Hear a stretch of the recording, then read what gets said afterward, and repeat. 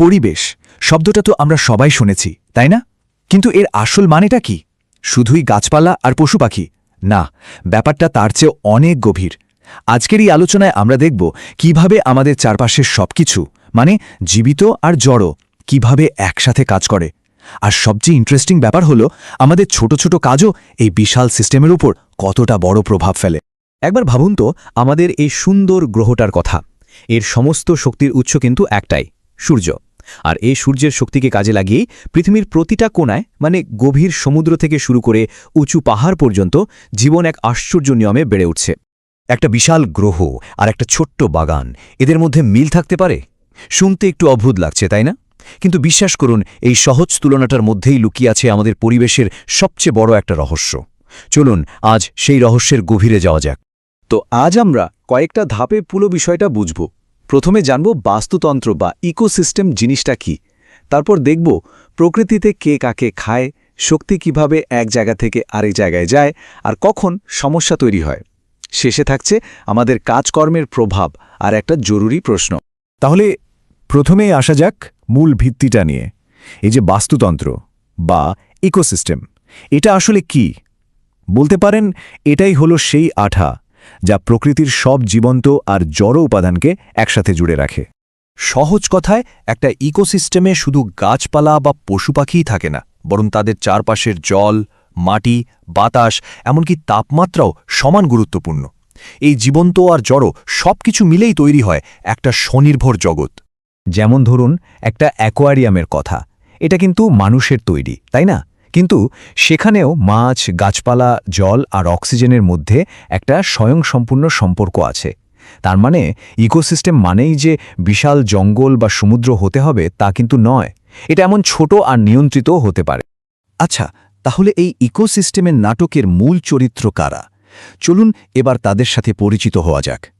এখানে কিন্তু প্রত্যেকেরই একটা নির্দিষ্ট আর খুব গুরুত্বপূর্ণ ভূমিকা আছে। প্রথমেই আসছে উৎপাদক বা প্রডিউসার, মানে সবুজ গাছপালা। এরাই কিন্তু পুরো ফুড চেনের ভিত্তি। এরা কি করে?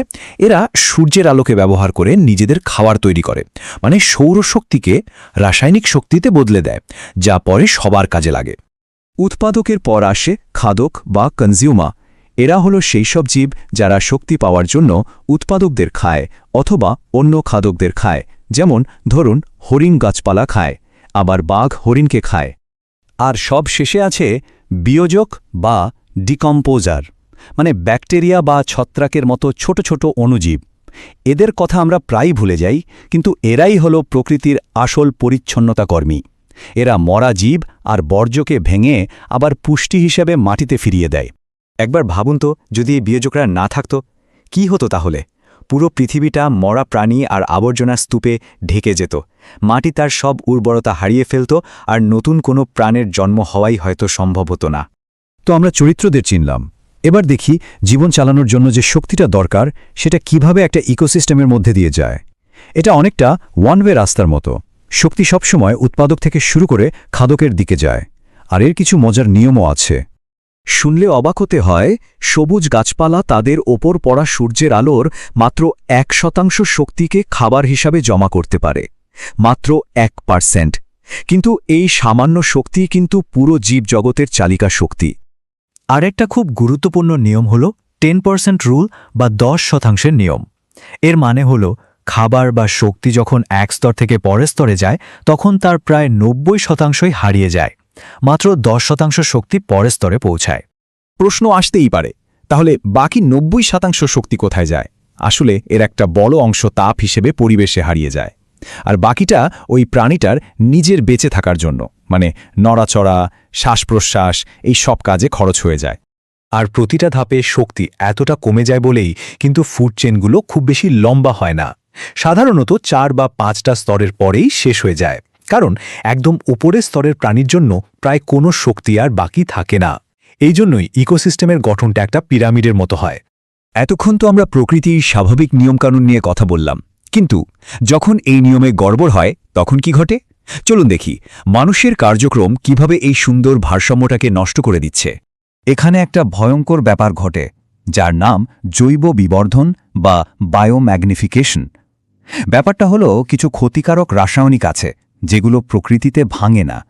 এগুলো যখন কোনোভাবে ফুড চেনে ঢুকে পড়ে তখন প্রতিটা স্তরে এর ঘনত্ব বাড়তে থাকে।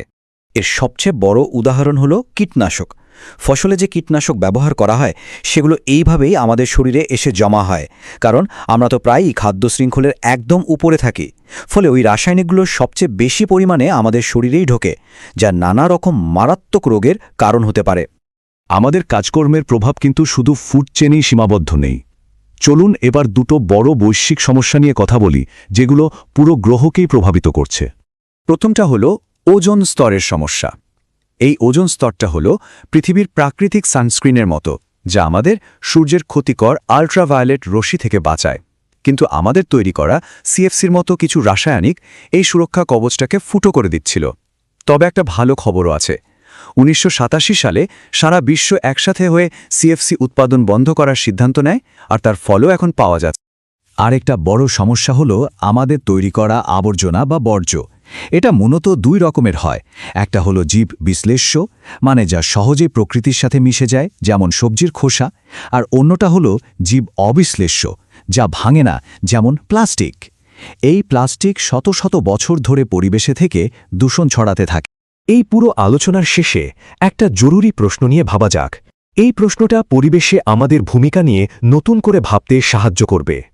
প্রশ্নটা হলো, যদি আমাদের তৈরি করা সমস্ত বর্জ্যই বায়োডিগ্রেডেবল বা জীব বিশ্লেষ্য হতো, তাহলে কি পরিবেশের ওপর এর কোনো খারাপ প্রভাব পড়ত না?